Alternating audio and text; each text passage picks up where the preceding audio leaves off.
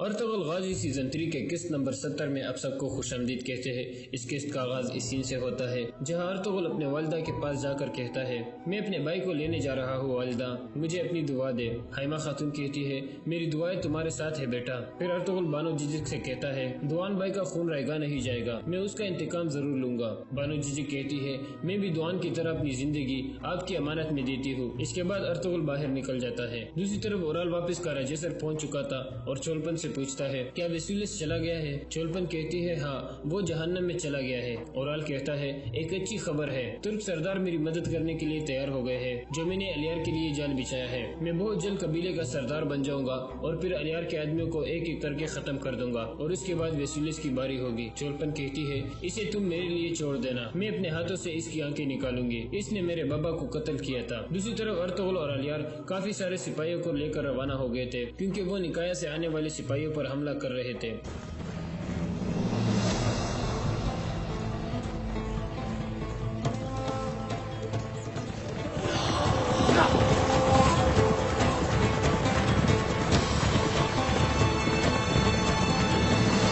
ویسولیس کا قافلہ بھی روا دوا تھا۔ ویسولیس اور ہیلینا ایک گھوڑا گاڑی میں سوار تھے۔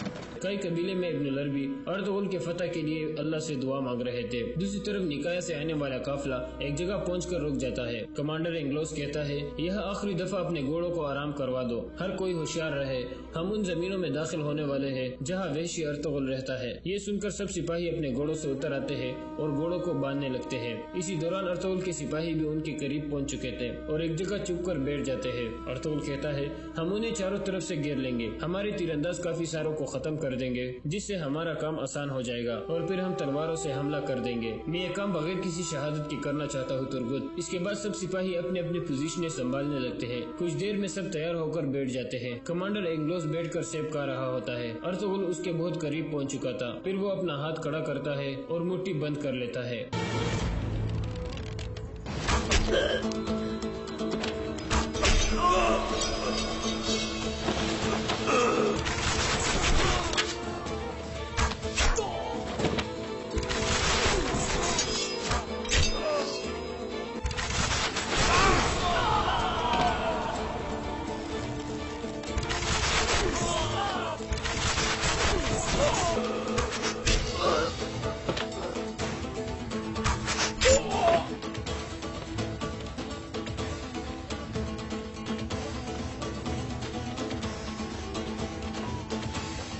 اس کے بعد ارطغرل کمانڈر انگلوس کے سامنے کھڑا ہو جاتا ہے اور کہتا ہے میں نے سنا ہے کہ تمہارے شہنشاہ نے ویسولیس کے جوڑوں پر انتبار کر لیا ہے، اس نے سلطان کے ساتھ امن کے معاہدے کی خلاف ورزی کی ہے، اب اس کا بدلہ چکانے کا وقت ہے۔ کمانڈر انگلوس کہتا ہے امن ختم ہو چکا ہے ارطغرل، تم سب لوگ مارے جاؤ گے۔ پھر وہ ارطغرل پر حملہ کر دیتا ہے اور لڑائی شروع ہو جاتی ہے۔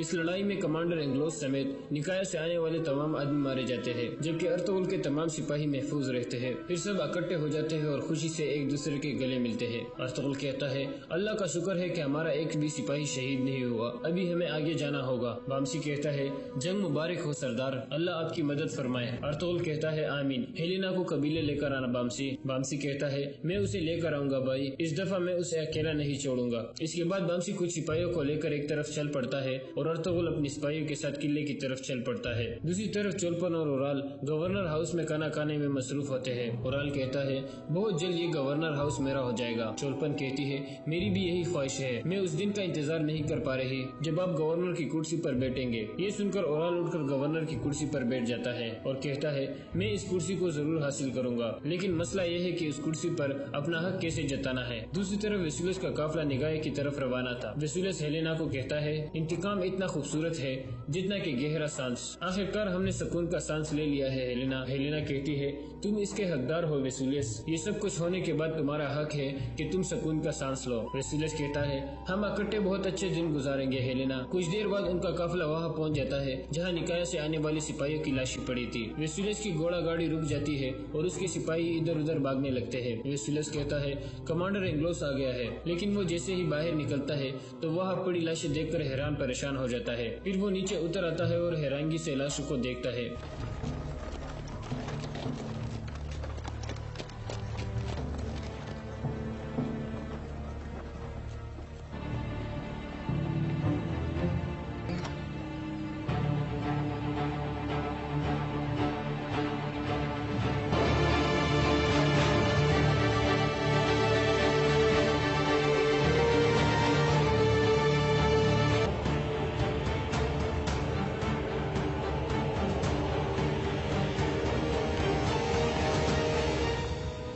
इस दौरान बामसी और उसके सिपाही भी चुप कर बैठे हुए थे। फिर हेलेना भी घोड़ा गाड़ी से उतर आती है। बामसी उसे देखकर मुस्कुराने लगता है। वेसुलस कमांडर एंग्लोस के लाश के पास जाकर कहता है, मेरा पुराना दोस्त एंग्लोस। बामसी आहिस्ता से कहता है, थोड़ा इंतजार करो वेसुलस, तुम किले वापस जाओ और फिर देखो वहाँ तुम्हारे साथ क्या होता है। इतने में वेसुलस का कमांडर कहता है, ये सिपाही जिंदा है। वेसुलस उसके पास जाकर पूछता है, यह क्या हुआ था? सिपाही कहता है, ये सब कुछ अर्तुगरुल ने किया है, वो किले की तरफ रवाना हो गया है। ये सुनकर वेसुलस शदीद गुस्से में आ जाता है।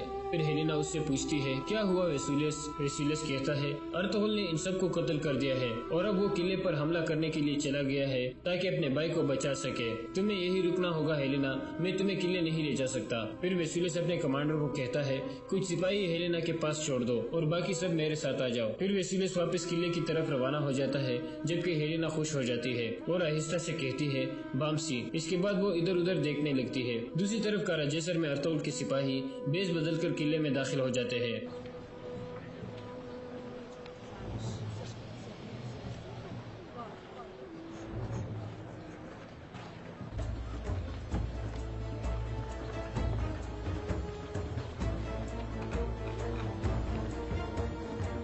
वहाँ सब लोग यही समझते हैं कि वो निकाया से आने वाले सिपाही है। अर्तुगरुल भी उनके दरमियान एक काली चादर पहनकर आ रहा होता है। जेल में धुंधार दुआ मांगता है, या अल्लाह मुझे इन काफिरों के हाथों में मत छोड़ना, मेरी मदद कर या अल्लाह, मुझे शरफ से मरना नसीब फरमा, मेरी गलती का बोझ बहुत ज्यादा है। बाहर अर्तुगरुल अपने साथियों के साथ गवर्नर हाउस में दाखिल हो जाता है। वेसुलस के सिपाही उनका इस्तकबाल करते हैं।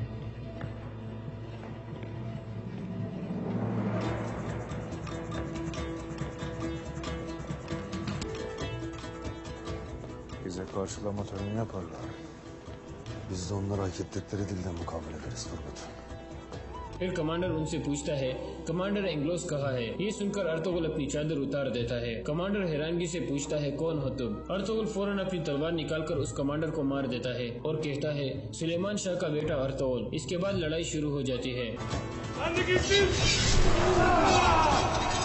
Süleyman Şahoğlu Ertuğrul.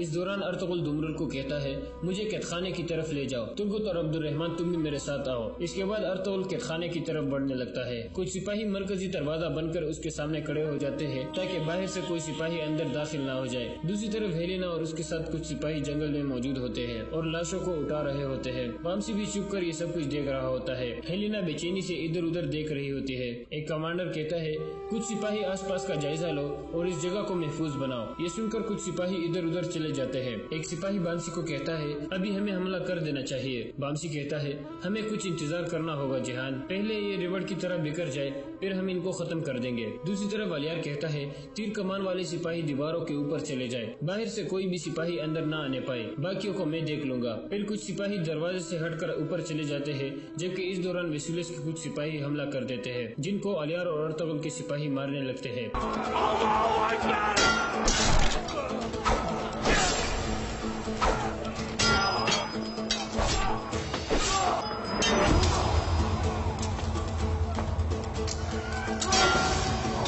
दूसरी तरफ अर्तुगरुल अपने सिपाहियों के साथ कैदखाने की तरफ बढ़ रहा था। इतने में दोनों तरफ से सिपाही आ जाते हैं और लड़ाई शुरू हो जाती है।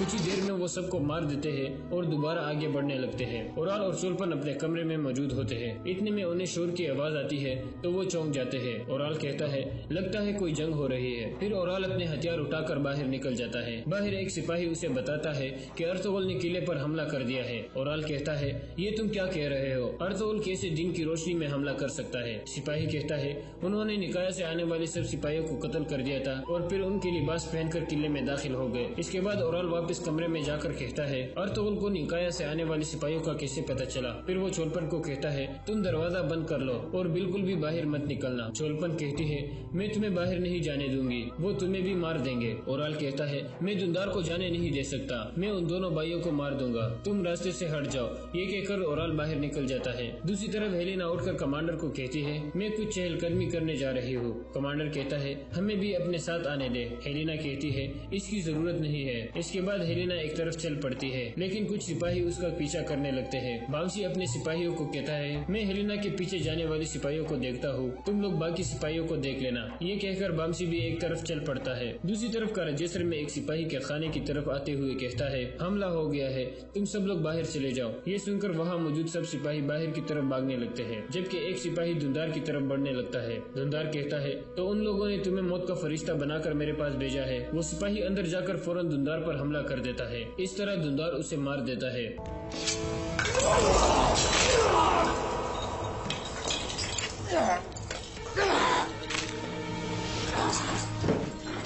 अर्तुगरुल और दुमरुल भी करीब पहुंच जाते हैं, लेकिन इतने में पीछे से मजीद कुछ सिपाही आ जाते हैं और लड़ाई शुरू हो जाती है। थोड़ी देर में तुर्गुत और अब्दुर्रहमान भी वहां आ जाते हैं और सिपाहियों को मारने लगते हैं।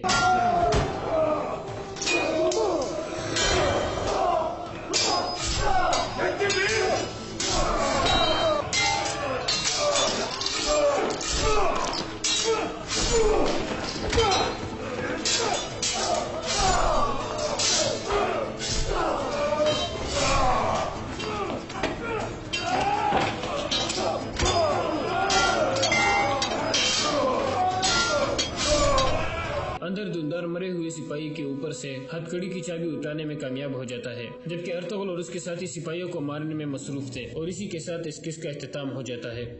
حضرت خالد بن ولید رضی اللہ تعالیٰ عنہ کی زندگی کے خوبصورت واقعات، سیرت خالد بن ولید کی قسط نمبر 32 میں آپ سب کو خوش آمدید کہتے ہیں۔ جہاں ہم اس جگہ تک پہنچے تھے، ایرانیوں کا سالار کارن بن کریانوس تازہ دم لشکر لے کر ابلا کی طرف روانہ ہو گیا۔ وہ پوری امید لے کر جا رہا تھا کہ مسلمانوں کو تباہ و برباد کر کے لوٹے گا۔ وہ اپنے لشکر کو دجلہ کے بائیں کنارے کے ساتھ ساتھ لے جا رہا تھا۔ اس کی رفتار خاصی تیز تھی۔ اس نے مزار کے مقام پر لشکر کو دریائے دجلہ پار کرایا اور جنوب میں دریائے معقل تک پہنچ گیا۔ جب وہ دریائے معقل کے پار گیا تو اسے ہرمز کے لشکر کی ٹولیاں آتی دکھائی دی۔ سپاہی بڑی بری حالت میں تھے۔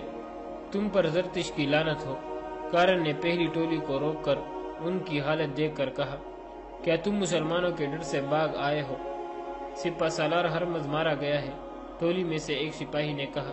دونوں پہلوؤں کے سالار قباز اور انوشجان بھی باغ آئے ہیں، وہ شاید پیچھے آ رہے ہیں۔ کارن بن کریانوس ہرمز کی موت کی خبر سن ہو کے رہ گیا۔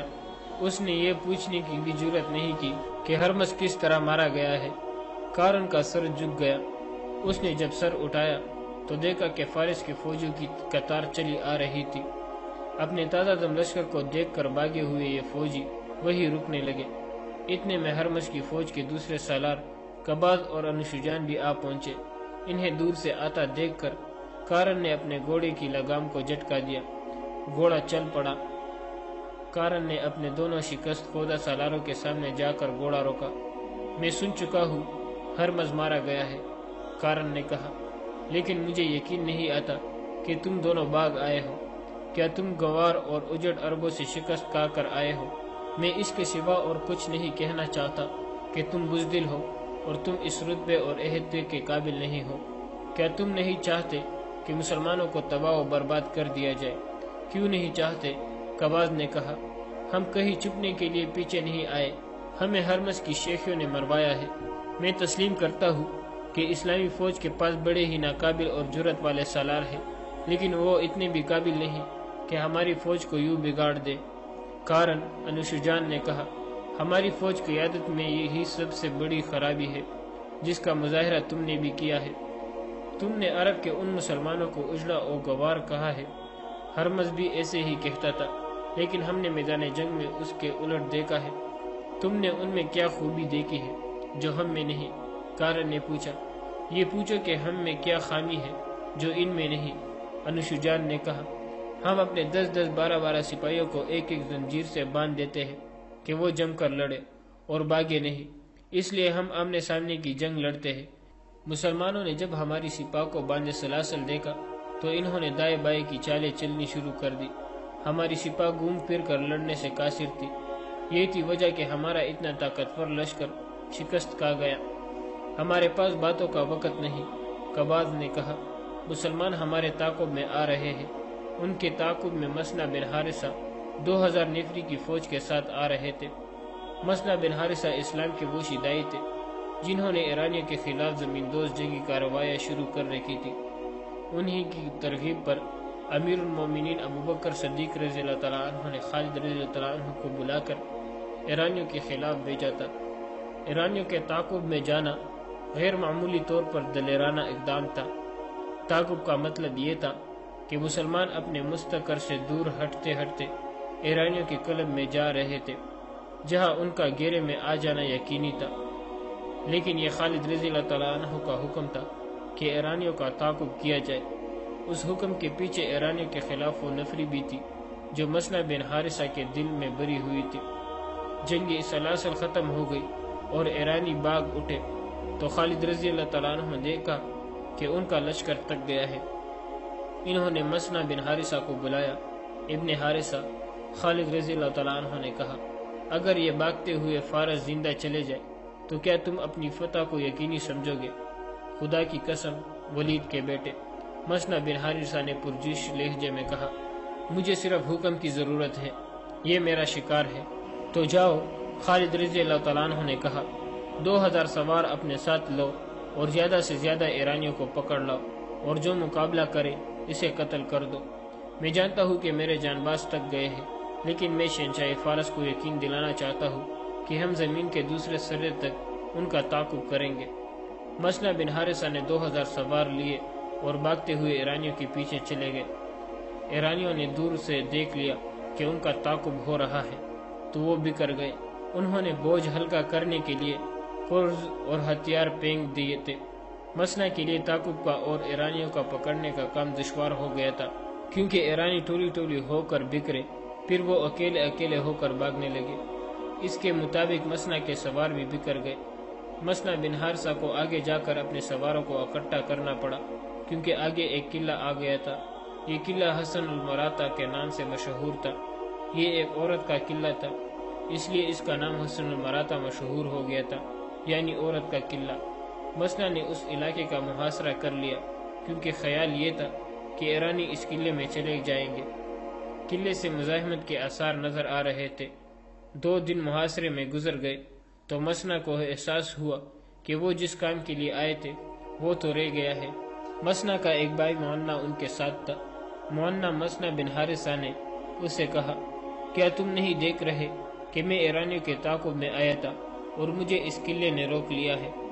مسنا بھائی معنا نے کہا، میں سب کچھ دیکھ رہا ہوں، اور میں یہ بھی دیکھ رہا ہوں کہ تمہیں مجھ پر بھروسہ نہیں۔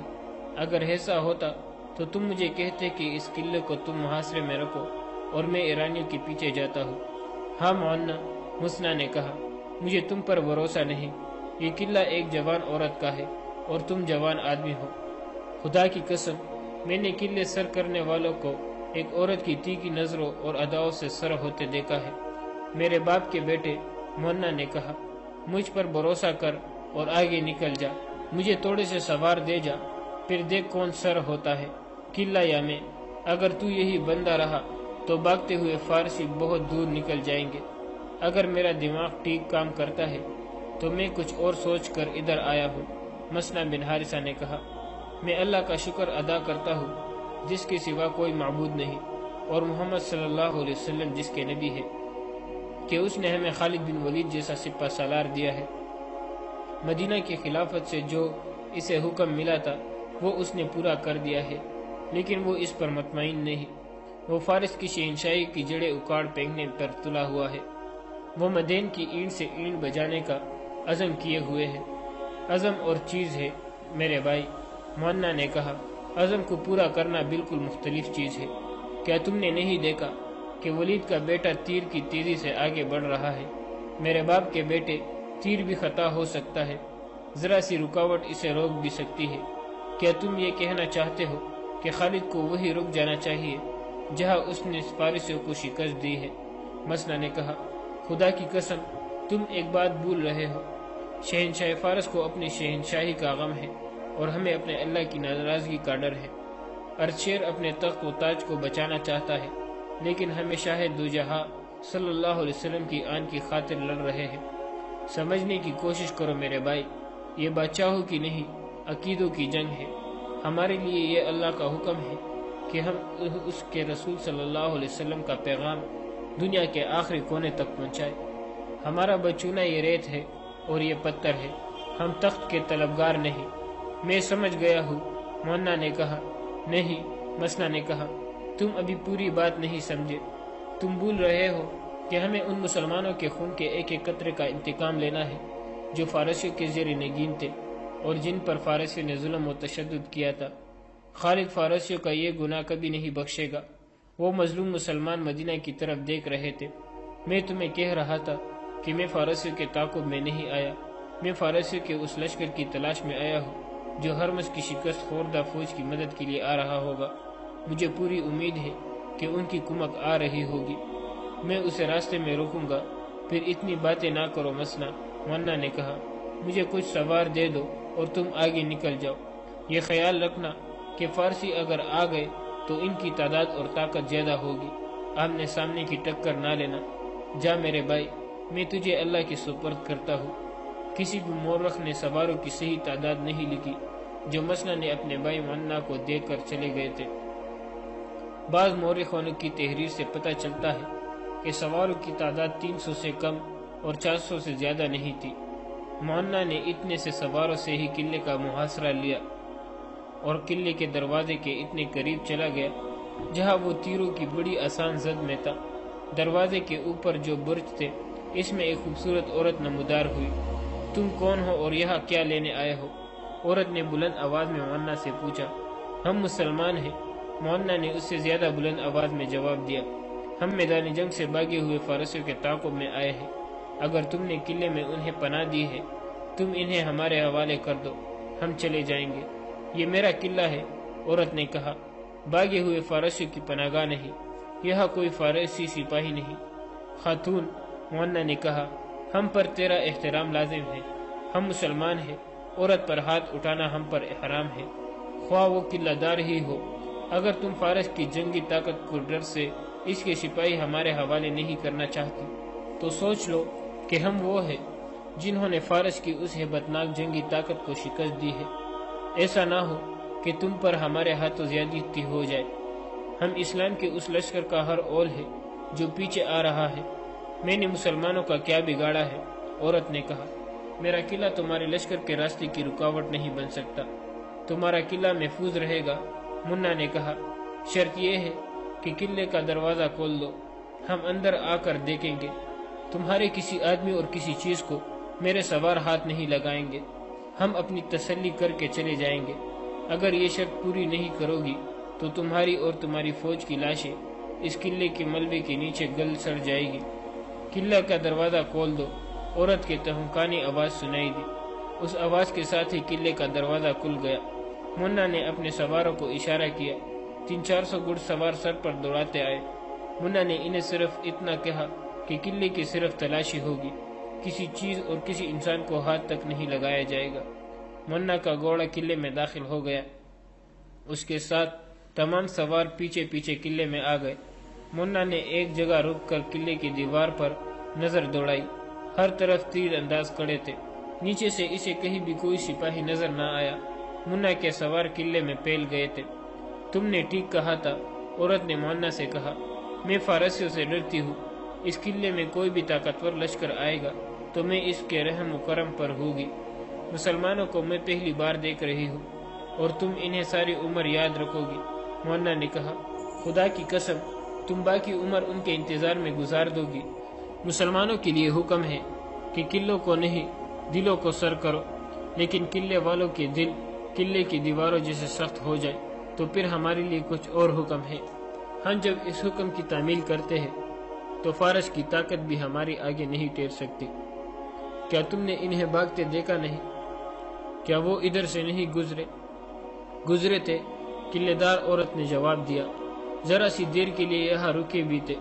انہوں نے بتایا تھا کہ وہ مسلمانوں سے بھاگ کر آ رہے ہیں۔ وہ 10-12 آدمی تھے۔ میں حیران تھی کہ اتنے ہٹے کٹے سپاہی خوف سے مرے جا رہے تھے۔ میں اس پر بھی حیران تھی کہ وہ کون ہیں جنہوں نے فارس کے اس لشکر کو اس قدر دہشت زدہ کر کے بھگایا ہے۔ تم نے جب کہا کہ تم ہو وہ لوگ جنہوں نے فارسیوں کو شکست دی ہے تو میری ہمت جواب دے گئی۔ میں نے قلعے کا دروازہ خوف کے عالم میں کھولا تھا۔ میں تم سے اور تمہارے سواروں سے اچھے سلوک کی توقع رکھ ہی نہیں سکتی تھی۔ مجھے ابھی تک یقین نہیں آیا کہ تم اپنے متعلق جو کہہ رہے ہو وہ سچ کہہ رہے ہو۔ یہ خاتون منا کو اس عمارت میں لے گئی جہاں وہ رہتی تھی۔ وہ تو شیش محل تھا۔ اس کے اشارے پر 2 غلاموں نے شراب اور بنا ہوا گوشت منا کے سامنے لا رکھا۔ منا نے ان چیزوں کو پرے کر دیا۔ ہم شراب نہیں پیتے، منا نے کہا، اور میں یہ کھانا اس لیے نہیں کھاؤں گا کہ تم نے مجھے ایک طاقتور فوج کا آدمی سمجھ کر خوف سے مجھے کھانا پیش کیا ہے۔ میں اسے بھی حرام سمجھتا ہوں۔ کیا تم مجھے بھی حرام سمجھتے ہو؟ اس خوبصورت اور جوان عورت نے ایسی مسکراہٹ سے کہا جس میں دعوت کا تاثر تھا۔ ہاں، مونا نے جواب دیا، مفتوحہ عورت کو ہم شراب کی طرح حرام سمجھتے ہیں۔ وہ اس وقت تک ہم پر حرام رہتی ہے جب تک کہ وہ اپنی مرضی سے ہمارے عقد میں نہ آ جائے۔ مونا کو اطلاع دی گئی کہ اس کے سوار قلعے کی تلاشی لے کر آ گئے ہیں۔ مونا تیزی سے اٹھا اور اس تیزی سے باہر نکل گیا۔ سواروں کے کمانڈروں نے مونا کو تفصیل سے بتایا کہ انہوں نے تلاشی کس طرح لی ہے اور کیا کچھ دیکھا ہے۔ کہیں بھی انہیں کوئی ایرانی سپاہی نظر نہیں آیا تھا۔ اس عورت کا اپنا قبیلہ تھا جس کے آدمی تیروں تلواروں اور برچوں وغیرہ سے مسلح تھے۔ ان میں معنا کے سواروں کے خلاف لڑنے کی ہمت نہیں تھی۔ قلعے کے مالکن نے انہیں لڑنے کی اجازت بھی نہیں دی تھی۔ اس قلعے کو اپنی اطاعت میں لینا ضروری تھا، کیونکہ یہ کسی بھی موقع پر ایرانیوں کے کام آ سکتا تھا۔ مونا نے ادھر ادھر دیکھا، وہ عورت اسے نظر نہ آئی۔ مونا اندر چلا گیا۔ کچھ ملا میرے قلعے سے؟ عورت نے پوچھا۔ نہیں، مونا نے جواب دیا۔ میرے لیے شک رفع کرنا ضروری تھا، اور اب یہ پوچھنا ضروری سمجھتا ہوں کہ میرے کسی سوار نے تمہارے کسی آدمی یا عورت کو، یا میں نے تمہیں کوئی تکلیف تو نہیں دی ہے؟ نہیں، عورت نے کہا، اور ذرا سوچ کر بولی، لیکن تم چلے جاؤ گے تو مجھے بہت تکلیف ہوگی۔ کیا تم ایرانیوں کا خطرہ محسوس کر رہے ہو؟ مونا نے پوچھا، یا تمہارے دل میں مسلمانوں کا ڈر ہے؟ دونوں میں سے کسی کا بھی نہیں، عورت نے جواب دیا۔ مجھے تنہائی کا ڈر ہے۔ تم چلے جاؤ گے تو مجھے تنہائی کا احساس ہوگا، جو تمہارے آنے سے پہلے نہیں تھا۔ مونا نے اسے سوالیہ نگاہوں سے دیکھا۔ تم اپنے فرض میں اتنے الجھے ہوئے ہو کہ تمہیں یہ احساس بھی نہیں کہ تم ایک جوان آدمی ہو۔ عورت نے کہا، فاتحہ سب سے پہلے مجھ جیسی عورت کو اپنا کھلونا بناتے ہیں۔ میں نے تم جیسا آدمی کبھی نہیں دیکھا، اب دیکھا ہے تو دل چاہتا ہے کہ دیکھتی ہی رہوں۔ کیا میں تمہیں اچھی نہیں لگی؟ مونا نے اسے غور سے دیکھا، سر سے پاؤں تک، پیر پاؤں سے سر تک دیکھا۔ اسے ایک آواز سنائی دی، خدا کی قسم، میں نے قلعے سر کرنے والوں کو ایک عورت کی تیکھی نظروں اور اداؤں سے سر ہوتا دیکھا ہے۔ کیا تم ہوش میں نہیں ہو؟ عورت نے پوچھا۔ میں شاید ضرورت سے زیادہ ہوش میں ہوں، مونا نے کہا۔ تم مجھے اچھی لگی ہو یا نہیں، یہ بات کی بات ہے۔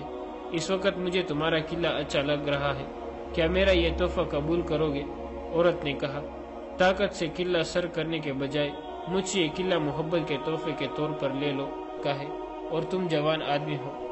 خدا کی قسم، میں نے قلعے سر کرنے والوں کو ایک عورت کی تیکھی نظروں اور اداؤں سے سر ہوتے دیکھا ہے۔ میرے باپ کے بیٹے، مونا نے کہا، مجھ پر بھروسہ کر اور آگے نکل جا، مجھے تھوڑے سے سوار دے جا، پھر دیکھ کون سر ہوتا ہے، قلعہ یا میں۔ اگر تو یہی بندہ رہا تو بھاگتے ہوئے فارسی بہت دور نکل جائیں گے۔ اگر میرا دماغ ٹھیک کام کرتا ہے تو میں کچھ اور سوچ کر ادھر آیا ہوں۔ مسنا بن حارثہ نے کہا، میں اللہ کا شکر ادا کرتا ہوں جس کے سوا کوئی معبود نہیں، اور محمد صلی اللہ علیہ وسلم جس کے نبی ہے، کہ اس نے ہمیں خالد بن ولید جیسا سپہ سالار دیا ہے۔ مدینہ کی خلافت سے جو اسے حکم ملا تھا وہ اس نے پورا کر دیا ہے، لیکن وہ اس پر مطمئن نہیں۔ وہ فارس کی شہنشاہی کی جڑیں اکاڑ پھینکنے پر تلا ہوا ہے۔ وہ مدین کی اینٹ سے اینٹ بجانے کا عزم کیے ہوئے ہے۔ عزم اور چیز ہے میرے بھائی، مونا نے کہا، عزم کو پورا کرنا بالکل مختلف چیز ہے۔ کیا تم نے نہیں دیکھا کہ ولید کا بیٹا تیر کی تیزی سے آگے بڑھ رہا ہے؟ میرے باپ کے بیٹے، تیر بھی خطا ہو سکتا ہے، ذرا سی رکاوٹ اسے روک بھی سکتی ہے۔ کیا تم یہ کہنا چاہتے ہو کہ خالد کو وہی رک جانا چاہیے جہاں اس نے فارسیوں کو شکست دی ہے؟ مسنا نے کہا، خدا کی قسم، تم ایک بات بھول رہے ہو۔ شہنشاہ فارس کو اپنی شہنشاہی کا غم ہے، اور ہمیں اپنے اللہ کی ناراضگی کا ڈر ہے۔ ارشیر اپنے تخت و تاج کو بچانا چاہتا ہے، لیکن ہمیں شاہ دو جہاں صلی اللہ علیہ وسلم کی آن کی خاطر لڑ رہے ہیں۔ سمجھنے کی کوشش کرو میرے بھائی، یہ بادشاہوں کی نہیں، عقیدوں کی جنگ ہے۔ ہمارے لیے یہ اللہ کا حکم ہے کہ ہم اس کے رسول صلی اللہ علیہ وسلم کا پیغام دنیا کے آخری کونے تک پہنچائے۔ ہمارا بچونا یہ ریت ہے اور یہ پتھر ہے، ہم تخت کے طلبگار نہیں۔ میں سمجھ گیا ہوں، مونا نے کہا۔ نہیں، مسنا نے کہا، تم ابھی پوری بات نہیں سمجھے۔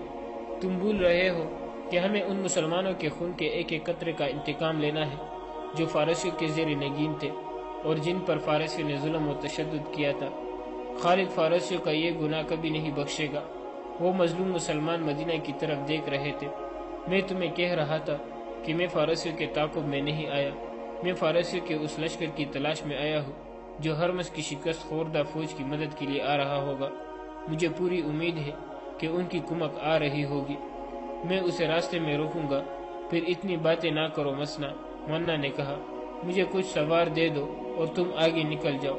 یہ خیال رکھنا کہ فارسی اگر آ گئے تو ان کی تعداد اور طاقت زیادہ ہوگی، آمنے سامنے کی ٹکر نہ لینا۔ جا میرے بھائی، میں تجھے اللہ کے سپرد کرتا ہوں۔ کسی بھی مورخ نے سواروں کی صحیح تعداد نہیں لکھی جو مسنا نے اپنے بھائی منا کو دیکھ کر چلے گئے تھے۔ بعض مورخوں کی تحریر سے پتہ چلتا ہے کہ سواروں کی تعداد 300 سے کم اور 400 سے زیادہ نہیں تھی۔ منا نے اتنے سے سواروں سے ہی قلعے کا محاصرہ لیا اور قلعے کے دروازے کے اتنے قریب چلا گیا جہاں وہ تیروں کی بڑی آسان زد میں تھا۔ دروازے کے اوپر جو برج تھے اس میں ایک خوبصورت عورت نمودار ہوئی۔ تم کون ہو اور یہاں کیا لینے آئے ہو؟ عورت نے بلند آواز میں منا سے پوچھا۔ ہم مسلمان ہیں، منا نے اس سے زیادہ بلند آواز میں جواب دیا۔ ہم میدان جنگ سے بھاگے ہوئے فارسیوں کے تعاقب میں آئے ہیں۔ اگر تم نے قلعے میں انہیں پناہ دی ہے تم انہیں ہمارے حوالے کر دو، ہم چلے جائیں گے۔ یہ میرا قلعہ ہے، عورت نے کہا، بھاگے ہوئے فارسیوں کی پناہ گاہ نہیں، یہاں کوئی فارسی سپاہی نہیں۔ خاتون، منا نے کہا، ہم پر تیرا احترام لازم ہے، ہم مسلمان ہیں، عورت پر ہاتھ اٹھانا ہم پر حرام ہے، خواہ وہ قلعہ دار ہی ہو۔ اگر تم فارس کی جنگی طاقت کو ڈر سے اس کے سپاہی ہمارے حوالے نہیں کرنا چاہتی تو سوچ لو کہ ہم وہ ہیں جنہوں نے فارس کی اس ہیبتناک جنگی طاقت کو شکست دی ہے۔ ایسا نہ ہو کہ تم پر ہمارے ہاتھوں زیادتی ہو جائے۔ ہم اسلام کے اس لشکر کا ہر اول ہے جو پیچھے آ رہا ہے۔ میں نے مسلمانوں کا کیا بگاڑا ہے؟ عورت نے کہا، میرا قلعہ تمہارے لشکر کے راستے کی رکاوٹ نہیں بن سکتا، تمہارا قلعہ محفوظ رہے گا۔ منا نے کہا، شرط یہ ہے کہ قلعے کا دروازہ کھول دو، ہم اندر آ کر دیکھیں گے۔ تمہارے کسی آدمی اور کسی چیز کو میرے سوار ہاتھ نہیں لگائیں گے، ہم اپنی تسلی کر کے چلے جائیں گے۔ اگر یہ شرط پوری نہیں کرو گی تو تمہاری اور تمہاری فوج کی لاشیں اس قلعے کے ملبے کے نیچے گل سڑ جائے گی۔ قلعہ کا دروازہ کھول دو، عورت کی تہمکانی آواز سنائی دی۔ اس آواز کے ساتھ ہی قلعے کا دروازہ کھل گیا۔